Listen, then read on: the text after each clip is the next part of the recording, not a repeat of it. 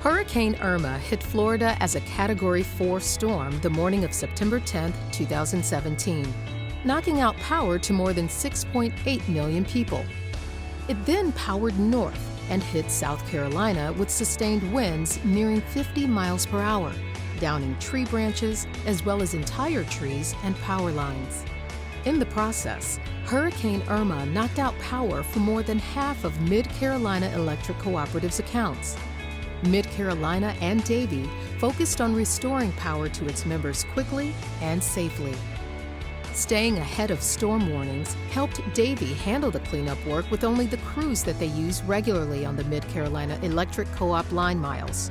By planning ahead, working extra hours, and keeping communication lines clear so that the utility workers could tend to damaged lines and set new poles, power was restored to customers in just 3 days.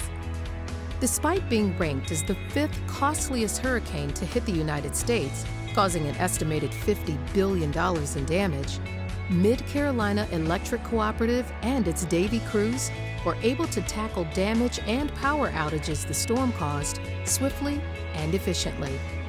In fact, Mid-Carolina Electric Cooperative was so pleased with Davey's response during Hurricane Irma that the company awarded Davey 3 times the amount of miles to maintain the following year. Let us show you the power of Davey Utility Solutions.